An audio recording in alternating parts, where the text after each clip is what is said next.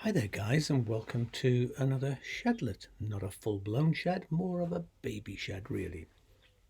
And I have promised that through Lent, poems would play a significant part on our journey. And that's what I'd like to bring you today, a poem by, surprise, surprise, Mary Oliver. Although it's a little unlike quite a lot of her poems that we've looked at. Mary was a passionate nature lover. We know that very much from her poetry. But she basically revealed very little about the rest of her story. She was a really very private person. We know that she had a 40-year relationship, a marriage by any other name, with the photographer Molly Malone Cook, who died of cancer in 2005. But Mary seldom talked about this, or indeed about any other aspect of her personal life. However, in one very rare interview in her later life, she did disclose a little of what lay behind what I think is one of her most personal poems, called The Journey. There are no details, but it's clear that Mary was sexually abused as a small child, and as a consequence, she says that she left home the day after she graduated from high school, and says that for a great deal of her life she was essentially very needy because she says she didn't get sufficient mother love and protection when she was a child. So it's worth bearing that in mind as we read this poem, which I'll put on the screen for you to follow. One day, you finally knew what you had to do and began, though the voices around you kept shouting their bad advice, though the whole house began to tremble and you felt the old tug at your ankles. Mend my life, each voice cried. But you didn't stop. You knew what you had to do, though the wind pried with its stiff fingers at the very foundations, though their melancholy was terrible. It was already late enough, and a wild night, and the road full of fallen branches and stones.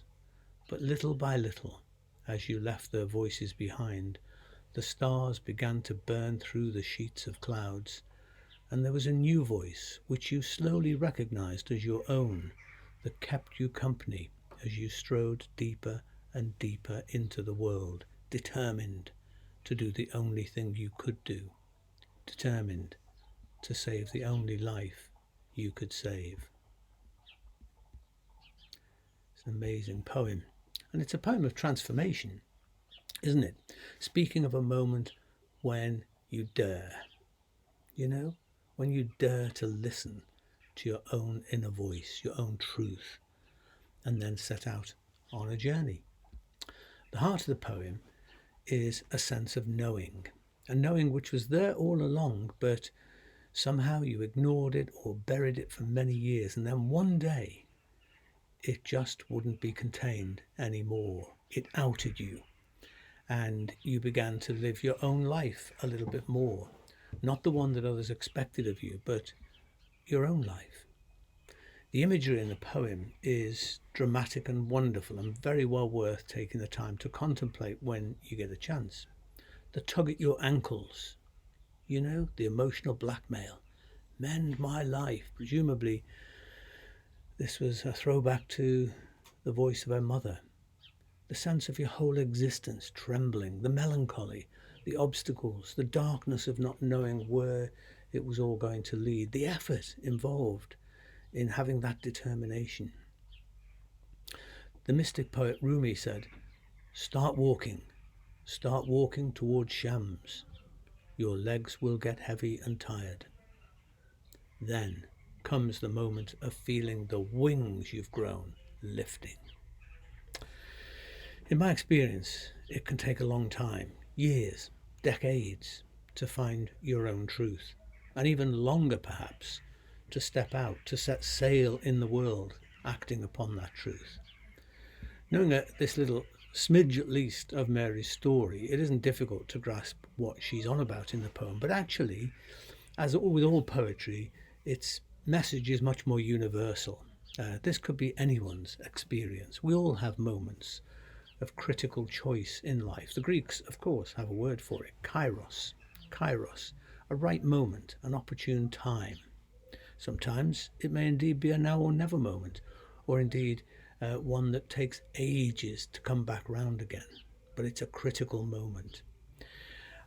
I remember Carol, some years back in North London, a woman who'd been outrageously abused by her husband for years. The scars of cigarettes stubbed out on her body remained with her for life. But by the time I met her, the scars were no longer speaking of pain, but rather speaking of her courage. They were testimonies to her courage in owning her own truth and walking away from that man, walking away from a life of torment and continual self deprecation. It took years, but she did it. And she said that even in the darkest moments, she always knew that this life she was living was not really her. This was not her deep down. Um, but one day, a new voice rose up within her, a strong and confident voice, her own voice, which gave her the strength and the direction to walk away from it all. I've known a lot of LGBT plus people too, whose story lies within this poem. And of course, that was another part of Mary Oliver's story. May Sarton, who's another of my favourite female poets, inhabited an academic world where years ago it was not easy to own one's voice as an LGBT woman. Hard enough simply being a woman in that infamously male dominated realm. And I get the sense that it was a real struggle for her. But then she wrote in one of her lovely poems, she wrote, "Now I have become myself. Now I've become myself. It's taken time, many years and places. I have dissolved and shaken, worn other people's faces." But as the poem progresses, she says, now to stand still, to be here, feel my own weight and density. Oh, in this single hour, I live all of myself and do not move. I, the pursued, who madly ran, stand still, and stop the sun.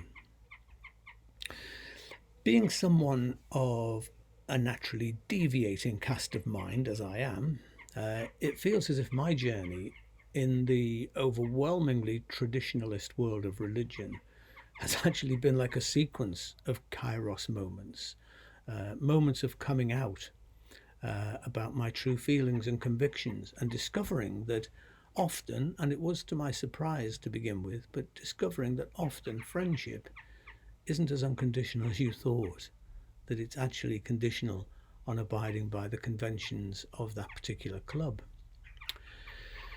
I too have felt the tug on my ankles. I've heard the bad advice of concerned people, maybe sincerely, I don't know, but I've heard that of bad advice of people fearing that I'd lost the plot, that I needed to come back into the fold, that I was going to lose my way. It all sounded, with that melancholy that Mary Oliver speaks about, it all sounded rather like, aren't you one of us anymore? And the emotional kind of blackmail of that can be extraordinary. And yeah, I've had my doubts. It's not that it's all confidence, even when I've sounded confident. Even when I do sound confident, I often have doubts. You know, I have felt the whole house tremble, as it were, as I take on board and contemplate what I'm now going to do by coming out with my own truth. But I've also known what it's like when, little by little, as I leave those voices behind, the stars begin to burn through the sheets of clouds, and there's a new voice which I slowly realize is my own, and it's my own true voice. Lent begins, in Bible readings in churches, Lent begins with the story of Jesus being tempted in the wilderness. Now, I'm not big on a personal devil, as you might guess. We can talk about that another time. I think that, it's kind of night language, as we say here in the shed, which points to something else. Perhaps Jesus in the wilderness, and remember, no one was there to witness any of this, so that's worth bearing in mind too. But I think that this story is perhaps a story, an account of how he had to wrestle with the choices that lay ahead, which he was already kind of sensing and feeling, work his way through the layers of voices, demanding his attention to find his own authentic voice. And that was the object of the whole wilderness experience. Do I want to feed on the husks of success? I guess was one of them. Be a celebrity miracle worker, wield power and control, all that sort of thing. Who am I? What am I about? What does it mean to be God's beloved? The thing about setting out on the journey, being true to your inner voice, is that, of course, there are no guarantees. You can't know where that road will lead, what the consequences will be. But exploring your own road less travelled is the essential way for you to live your authentic life, and not a life that is being dictated for you by other people. Little by little, but little by little, as you left their voices behind, the stars began to burn through the sheets of clouds, and there was a new voice which you slowly recognized as your own, that kept you company as you strode deeper and deeper into the world, determined to do the only thing you could do, determined to save the only life you could save. Amazing words. I believe the voice that spoke to Jesus, at his baptism, "You are my son, the beloved," speaks within each of us, actually, if we pause long enough to hear it. Because, dear friend, you too are God's beloved. And I think this poem is about discovering our belovedness. It speaks to the birth of a new self, a deeper identity that was there all along, a self that doesn't flee the world but walks boldly and deeply into it.